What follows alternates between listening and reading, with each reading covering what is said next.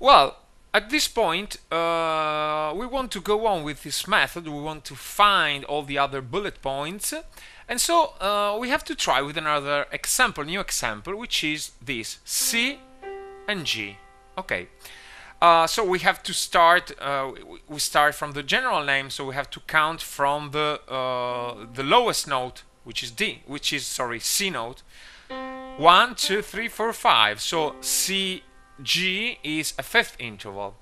Now we have to compare. Okay, we have of course to build the major scale on the lowest note. Of course, it is the C major scale. So we have to compare the highest note with the corresponding note of this major scale. And of course, these two notes, so G is the highest note of the interval and G is the fifth degree of the the C major scale. So this is the note we have to compare with to the highest note of the interval, and they are the same as a generic name, but also as alteration, as accidentals. They both have no accidentals. So okay, so this is very, very interesting. So we are in the first case, okay, in the first situation. So we have to choose, we have to go on as we did before, as we did in the previous examples.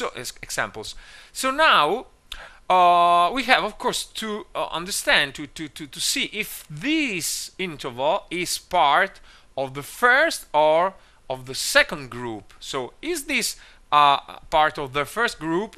No, of course, because it is a fifth interval. So we said that the first group of intervals is the one in which we don't have either fourth, fifth, or seventh interval, and the second group is of course the one with fourth or fifth or octave interval. So this is a fifth interval.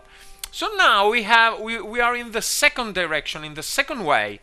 And of course, since we are in the second direction, the second choice, we can call it this way, we cannot call it a major interval anymore. Now we have to use another term since we are in this group, and of course it is the right name we have to choose to use to express, to call the name about the specific name will be perfect. So this will be a perfect five interval, a perfect fifth interval, or if you prefer, an interval of a perfect fifth. Okay, let's try now with another example. AD. So let's start from the beginning. So we have to find the general name. So we have to count starting from the lowest note. 1, 2, 3, 4. A fourth interval. Now we have to build the major scale on the lowest note of the interval. So since the lowest note of the interval is A, we have to build, of course, the A major scale. So A, B, C sharp, D, E, F sharp, G sharp, and A. Okay, now we can compare the highest note of the interval with the corresponding note of the scale. So since in A major we do have the D natural, the two notes, these two notes will have the same alteration, the same accidentals. So we are in the first case, and so we have to go on. Now we have to choose to see if this interval is part of the first or the second group. So this is a fourth interval, so of course it is part of the second group. And of course, since it is so, we have to call it a perfect interval. So it is a perfect fourth interval. Again, let's try with another example. F sharp and G sharp.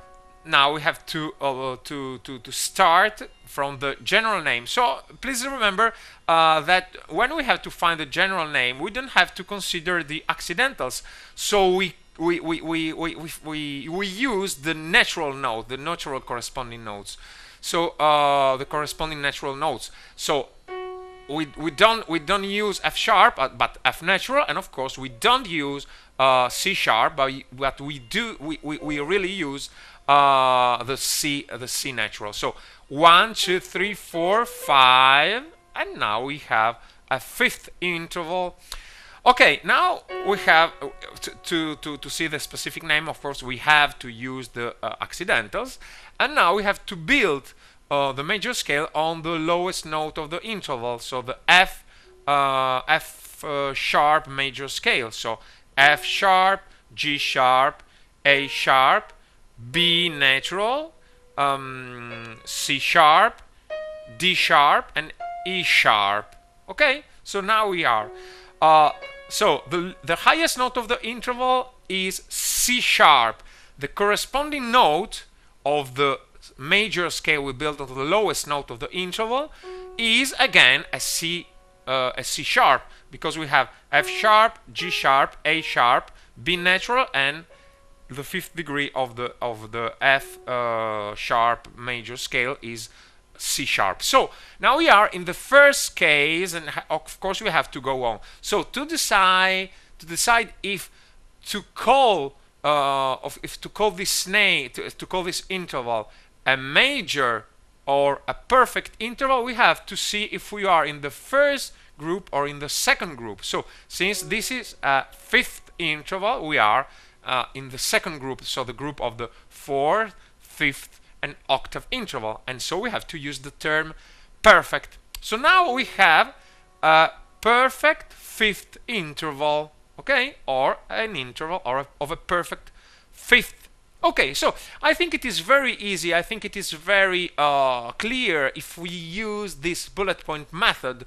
So once we have understood that the notes of the highest note of the interval and the corresponding note of the major scale built on the lowest note of the interval have the same alteration, we only have to see if our interval is part of the first group or the second group. So the first group is the one in which we have neither a fourth, a fifth, or an octave interval. The second one instead is the one with the fourth, the fifth, and an octave interval.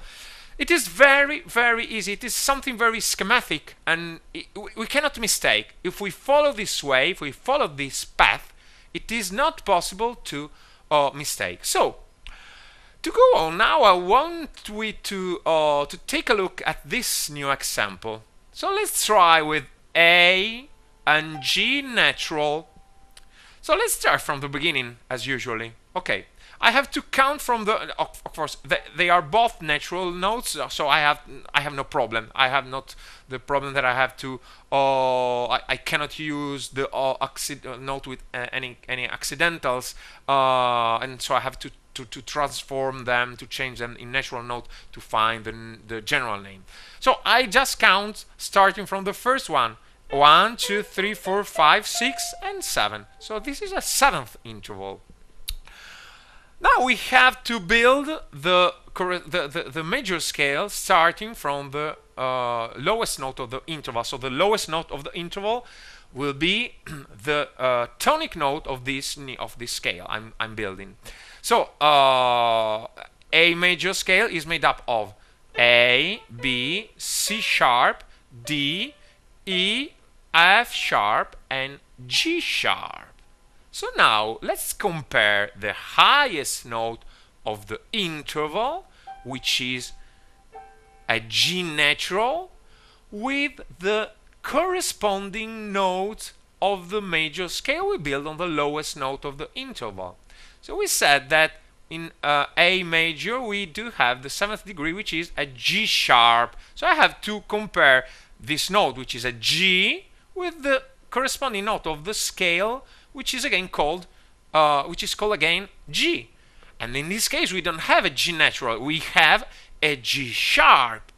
So we cannot use the first case. Now we are not in the first case anymore. Now we are in the second case, the one in which the highest note of the interval and the corresponding note of the major scale we built on the lowest note of the interval don't have the same accidentals. So how can we find now the right name? Of course, we cannot use again perfect and major, okay, because now we are in the second case.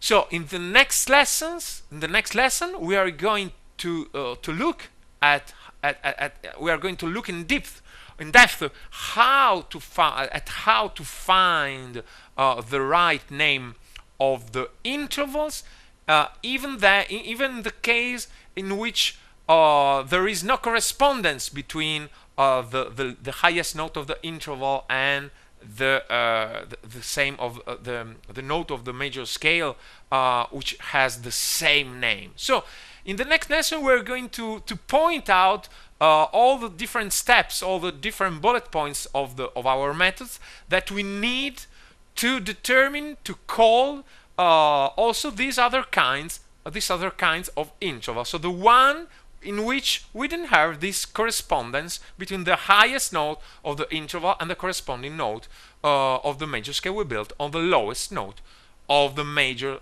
of the interval. So see you in the next lesson.